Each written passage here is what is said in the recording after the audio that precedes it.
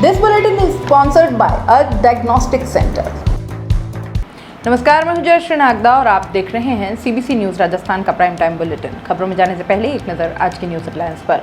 Operation theatre में doctor की dirty demand, nurse को बोला डॉक्टर मास्क हटा किस करूंगा। कांग्रेस एमएलए विधुड़ी के बड़बोलेपन ने बढ़ाई गहलोत की चिंता की लकीरें। राजस्थान में 75 साल का रिकॉर्ड तोड़ा तूफान ने, ताउते से भी तेज थी हवा की रफ्तार। कांग्रेस का 3 सीटें जीतने का दावा, लेकिन विधायकों की नाराजगी बढ़ा रही बीबी। गणेश गोगरा पार्टी हाईकमान की शरण में, राज्यसभा में आदिवासी बनाम गैर आदिवासी विवाद में दिल्ली चले गोगरा। और अब खबरें विस्तार से।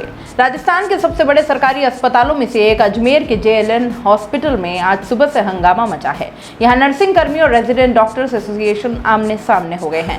दोनों ओर से एक दूसरे के खिलाफ कानूनी कार्रवाई की मांग की जा रही है और मांग नहीं मानने पर अनिश्चितकालीन कार्य बहिष्कार की चेतावनी भी दी गई है। दरअसल आरोप यह है कि मंगलवार देर रात जेएलएन अस्पताल के ऑपरेशन थिएटर में महिला नर्सिंग कर्मी से नशे में धुत डॉक्टर ने छेड़छाड़ कर दी। विरोध करने पर नर्सिंग कर्मी को थप्पड़ मार दिया और मामले में महिला नर्सिंग कर्मी ने कोतवाली थाने में डॉक्टर के खिलाफ शिकायत भी दे दी है। पुलिस मामले की जांच में जुट गई है। महिला नर्सिंग कर्मी ने बताया कि रात करीब 1:30 बजे वह थिएटर में काम कर रही थी और इसी दौरान रेजिडेंट डॉक्टर ईशान नशे में धुत होकर वहां पहुंचा। उनके साथ अभद्र व्यवहार और छेड़छाड़ की। इसे लेकर महिला कर्मचारी ने विरोध किया। महिला नर्सिंग कर्मचारी का आरोप है कि डॉक्टर ईशान ने थप्पड़ मारने के बाद उसके साथ गाली गलौज की और उसे धमकियां भी दी। जेएलएन अस्पताल में हुई महिला नर्सिंग कर्मी से छेड़छाड़ और अभद्र व्यवहार की घटना के बाद बुधवार को महिला नर्सिंग कर्मी कोतवाली थाने पहुंची और डॉक्टर ईशान के खिलाफ छेड़छाड़ मारपीट की शिकायत की। उत्तर डीएसपी छवि शर्मा के अनुसार महिला नर्सिंग कर्मी ने डॉक्टर के खिलाफ छेड़छाड़ मारपीट की रिपोर्ट दी है। पुलिस को दी शिकायत में कहा गया कि डॉक्टर ने उसे केस करने की कोशिश की और गंदी डिमांड करने लगा। नर्सिंग कर्मी का यह भी कहना है कि डॉक्टर जब उसे जबरदस्ती करने लगा तो वहां पहुंची सफाई कर्मी ने उसे बचाया और इसके बाद डॉक्टर वहां से भाग गया। देर रात हुई घटना के बाद नर्सिंग कर्मियों ने बुधवार सुबह जेएलएन अस्पताल के बाहर कार्य बहिष्कार कर विरोध प्रदर्शन किया। राजस्थान नर्सेज एसोसिएशन अजमेर इकाई के अध्यक्ष गंगा शरण जाटव ने बताया कि महिला नर्सिंग कर्मी से डॉक्टर ईशान द्वारा की गई हरकत निंदनीय है। इस घटना के बाद नर्सेज एसोसिएशन में आक्रोश है। ईशान के खिलाफ राजकार्य में बाधा और महिला अत्याचार का मुकदमा दर्ज कर कार्रवाई की मांग की गई है। वहीं उन्होंने चेतावनी दी कि अगर मांगे जल्द पूरी नहीं हुई तो अस्पताल पर ताला लगा दिया जाएगा। इसकी जिम्मेदारी जिला प्रशासन की होगी। जेएलएन अस्पताल के रेजिडेंट डॉक्टर्स के अध्यक्ष अभिषेक बताते हैं कि महिला नर्सिंग कर्मी द्वारा डॉक्टर ईशान पर झूठा आरोप लगाया जा रहा है।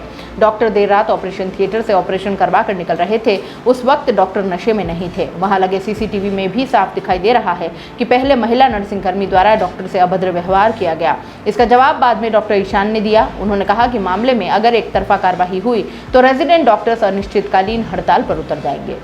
चित्तौड़गढ़ के बेगू से कांग्रेस विधायक राजेंद्र सिंह विधुड़ी का बड़बोलापन फिर से चर्चा में आ गया है। उन्होंने कहा कि सीएम गहलोत अपने मंत्री के जेल जाने से डरते हैं और इस कारण रीट की सीबीआई जांच नहीं करा पा रहे।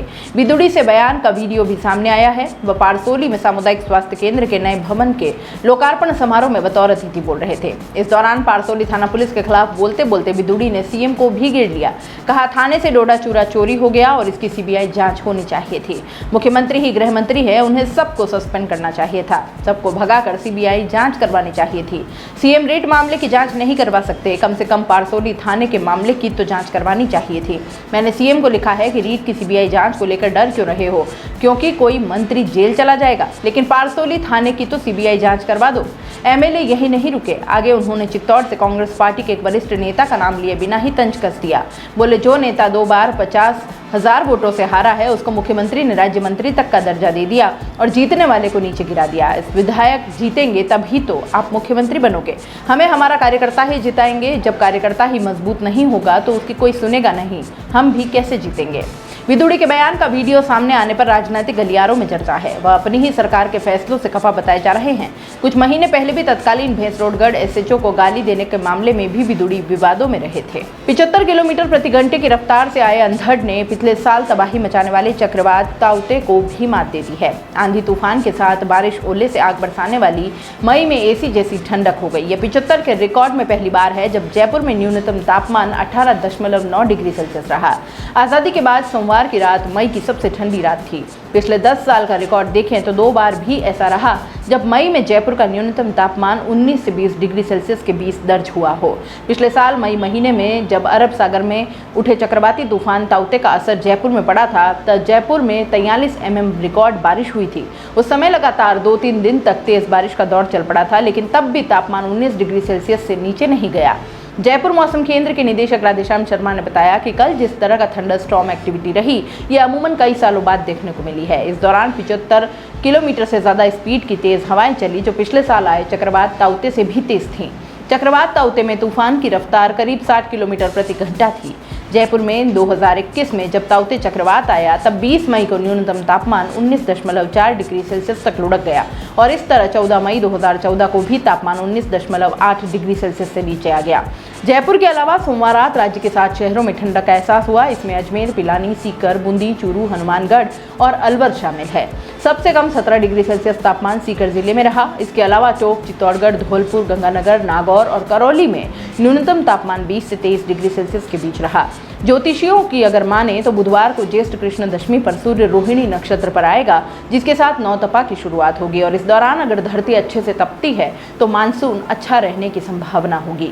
इस बीच अगर आंधी बारिश होती है तो आशंका रहती है कि मानसून में बारिश कम होगी। उन्होंने बताया कि आषाढ़, श्रावण, भाद्रपद और आश्विन इन 4 महीनों को मानसून सीजन माना जाता है। नौतपा के 9 दिन इन 4 महीनों के पखवाड़ों के समान माने जाते हैं। नौतपा में मौसम कैसा रहेगा उसे देखकर ही भविष्य के मानसून का अंदाजा भी लगाया जाता है। राज्यसभा चुनाव के रण के लिए अधिसूचना जारी हो गई है। नामांकन की प्रक्रिया भी शुरू हो गई है।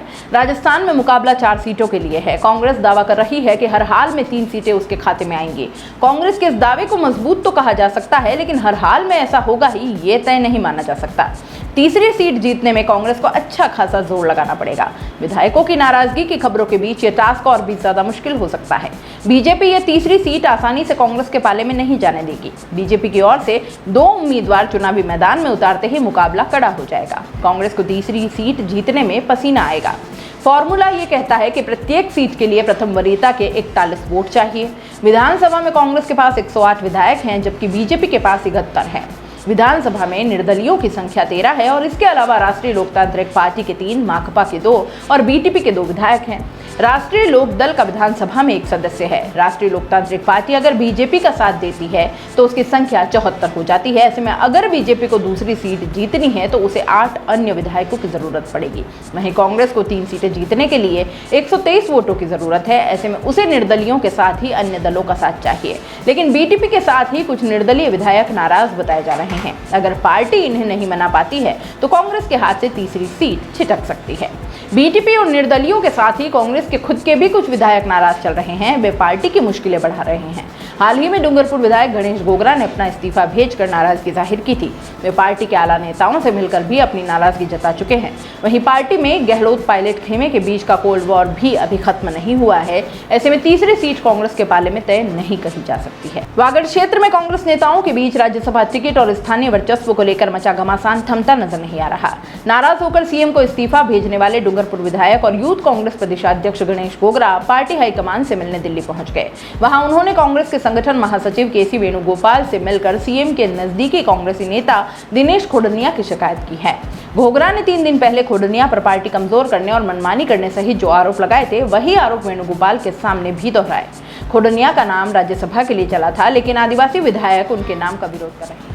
राज्यसभा में आदिवासी बनाम गैर आदिवासी का विवाद गहरा गया है। गोगरा ने संगठन महासचिव केसी वेणुगोपाल से मिलकर दिनेश खोडनिया को राज्यसभा उम्मीदवार नहीं बनाने की बात कही है। गणेश गोगरा से मुलाकात के बाद जब पूछा तो उन्होंने इतना ही कहा कि केसी वेणुगोपाल से जो कहना था वह कह दिया है, उनके सामने बात रख दी है। राज्यसभा चुनाव से पहले कांग्रेस में उठा विवाद अचानक नहीं है। सीएम के नजदीकी दिनेश खोडनिया के खिलाफ डूंगरपुर के अलावा पूरे आदिवासी बेल्ट के आदिवासी विधायक आवाज उठाने लगे हैं। प्रतापगढ़ से कांग्रेस विधायक रामलाल मीणा ने ट्वीट किया कि डूंगरपुर में कांग्रेस बिखर रही है, चुनाव से पहले आलाकमान इस पर गौर करे। रामलाल मीणा के अलावा कई पूर्व विधायकों ने भी खोडनिया के खिलाफ मोर्चा खोल दिया है। खोडनिया पर आदिवासी नेता सीएम के नाम का इस्तेमाल करके मनमानी करने का आरोप लगा रहे हैं। आदिवासी इलाके में जिस तरह कांग्रेस में विवाद दिख रहा है, उसके पीछे असली वजह राज्यसभा का टिकट है। जैन समुदाय से आने वाले दिनेश खोडनिया राज्यसभा टिकट के दावेदार माने जा रहे हैं। आदिवासी विधायक और नेता वागड़ के किसी आदिवासी नेता को कांग्रेस से राज्यसभा भेजने की मुहिम चला रहे हैं। इस मुहिम में बीटीपी के विधायक भी जुड़ गए हैं। अब राज्यसभा के उम्मीदवार घोषित होने तक ये विवाद जारी रहेगा। उदयपुर जिले के कानोड़ थाना पुलिस द्वारा मंदबुद्धि युवक के खिलाफ एनडीपीएस एक्ट के तहत 40 ग्राम अफीम का मामला थमने का नाम नहीं ले रहा। पुलिस की कार्रवाई को कायराना हरकत बताते हुए विरोध किया जा रहा है। पूरा मामला कानोड़ निकट गढ़पुरा निवासी बबरू सिंह उर्फ भगवत सिंह चुंडावत का है। उसके खिलाफ पुलिस द्वारा दर्ज किए गए 40 ग्राम अफीम के मामले में बुधवार को राजपूत समाज में खासा आक्रोश देखा गया। क्षत्रिय महासभा और करणी सेना कानोड़ और डुंगला के पदाधिकारी व कार्यकर्ताओं ने पुलिस के खिलाफ नारेबाजी करते हुए कानोड़ तहसील कार्यालय पहुंचे, जहां मौजूद तहसीलदार लक्ष्मी नारायण सिंह राठौड़ को ज्ञापन सौंपकर दोषी के बारे में पुलिसकर्मियों को बर्खास्त करने की मांग की है। तहसील कार्यालय पर विरोध प्रकट करते हुए राजपूत समाज के लोगों ने कानोड़ थानाधिकारी घेवरचंद और अन्य पुलिसकर्मियों द्वारा एक मंदबुद्धि समाज के युवा के खिलाफ दर्ज किए मामले को झूठा मनगढ़ंत बताते हुए थानाधिकारी के साथ दोषी पुलिसकर्मियों के विरुद्ध कठोर कार्रवाई की मांग की है। वहीं चेतावनी भरे शब्दों में कहा कि अगर सरकार निर्दोष बबरू सिंह को रिहा और दोषियों को बर्खास्त करने की कार्यवाही नहीं करती है तो फिर मेवाड़ ही नहीं पूरे राजस्थान में इसे आंदोलन का रूप देते हुए पुलिस थाने का घेराव और प्रदर्शन किया जाएगा। दिए हुए ज्ञापन में बताया कि पूरे मामले की निष्पक्ष जांच हो, थानाधिकारी सहित दोषी पुलिसकर्मियों की मोबाइल लोकेशन खंगाली जाए, जिससे साफ हो जाएगा कि पुलिस ने पीड़ित पक्ष को झूठा फंसाया है। ज्ञापन के दौरान डुंगला के उप प्रधान रंजीत सिंह सारंग देवोत, राष्ट्रीय राजपूत करणी सेना के कानून अध्यक्ष सुरेंद्र सिंह, डुंगला अध्यक्ष दलपत सिंह गौड़, दशरथ सिंह गौड़, क्षत्रिय महासभा उपाध्यक्ष बहादुर सिंह गौड़, शंकर सिंह कराना, जीवन सिंह गौड़, प्रदीप सिंह कृष्णावत, कानोड़ नगर पालिका पार्षद भवानी सिंह चौहान और लाल सिंह सारंग देवोत, चेतन सिंह भाटी सहित कई करणी सैनिक मौजूद थे। आज के समय में अगर देखा जाए तो जहां अपने अपनों से ही मुंह मोड़ लेते हैं, वहीं कुछ लोग आज भी मानवता में लोगों का यकीन बनाए हुए हैं। उदयपुर के ज्योति सेवा शक्ति संस्था के पंकज शर्मा भी इसी का उदाहरण है। दिनांक 23 मई को पटेल सर्कल से किसी परिचित का फोन पंडित पंकज शर्मा के पास आता है और बताया जाता है कि एक मानसिक रोगी क्षेत्र में घूमता रहता है और सबको परेशान करता है। कॉल पर उसकी सारी गतिविधियां भी बताई गई और इसके बाद बिना देर किए पंडित पंकज शर्मा वहां पहुंचे और मानसिक रोगी को अपने साथ लेकर गए और अब उसकी पूरी देखभाल की जाएगी। पूरे समय पंकज शर्मा तुलसीराम वहां मौजूद रहे। उदयपुर में और भी कोई ऐसे मानसिक रोगी मिले तो पंडित पंकज शर्मा से संपर्क किया जा सकता है। उदयपुर शहर के न्यू भोपालपुरा क्षेत्र स्थित central public senior secondary school की 3 छात्राएं एशियन स्केट्स डांसिंग में भाग लेंगी। आगामी 30 मई से 6 जून तक नेपाल में आयोजित होने वाली एशियन चैंपियन के लिए सेंट्रल पब्लिक स्कूल की मुक्ता, तनिष्ठा और पूर्व छात्रा कृष्णा का चयन हुआ है। विद्यालय की चेयरमैन श्रीमती अलका शर्मा तथा प्राचार्य श्रीमती पूनम राठौर ने टीम को आशीर्वाद देकर रवाना किया है। प्राइम टाइम बुलेटिन में इतना ही। दीजिए इजाजत। नमस्कार। This bulletin is sponsored by a diagnostic centre. दोस्तों, सीबीसी न्यूज आपके सहयोग से लगातार बढ़ता जा रहा है। स्वतंत्र पत्रकारिता का सहयोग करने के लिए आपका धन्यवाद।